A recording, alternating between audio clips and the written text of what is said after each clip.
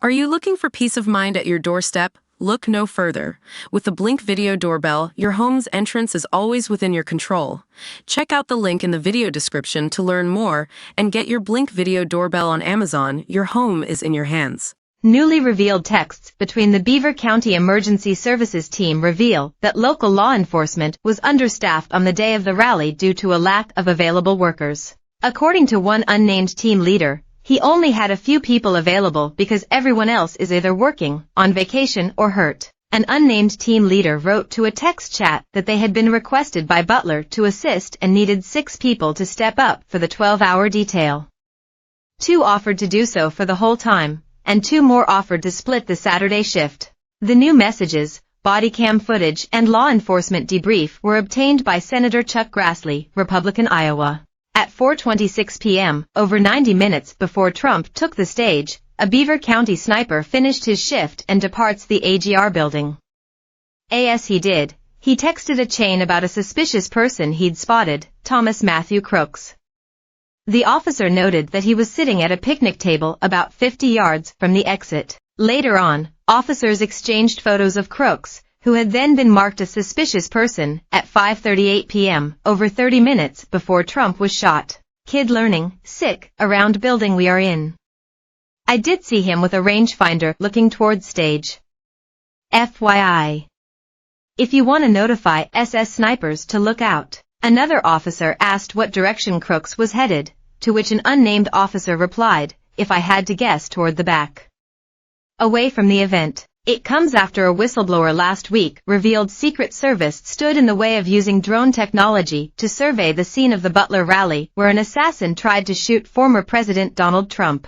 Senator Josh Hawley, Republican, Missouri, revealed that one whistleblower had told his office the night before the rally Secret Service repeatedly denied offers from a local law enforcement partner to utilize drone technology to secure the rally. The whistleblower alleged that after the shooting, Secret Service changed course and asked the local partner to deploy the drone technology to surveil the site in the aftermath. The drones that were offered had the ability not only to identify active shooters but to neutralize them, according to Hawley. From Homeland Security Secretary Alejandro Mayorkas, Hawley demanded all records and communications related to the drone offer. The new claim adds another layer to the probe of the Secret Service's biggest security failure since Ronald Reagan was shot in 1981. After a blistering 6 hours of testimony on Monday, Secret Service Director Kimberly Cheadle handed over her resignation on Tuesday. She'd spent much of the day evading and giving conflicting answers to questions such as why the roof where gunman Thomas Crooks committed his attack wasn't included within the security perimeter despite being within rifle range of the stage, and why Trump was allowed to take the stage despite Crooks being identified as a suspicious person 1 hour before he fired any shots.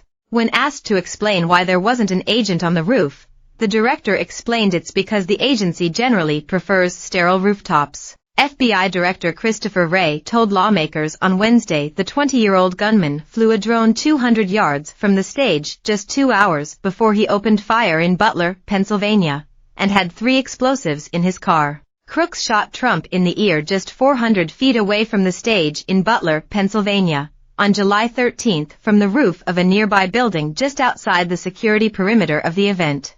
Wray said Crooks and his family owned a combined 14 guns and Crooks had visited a shooting range one day before the rally.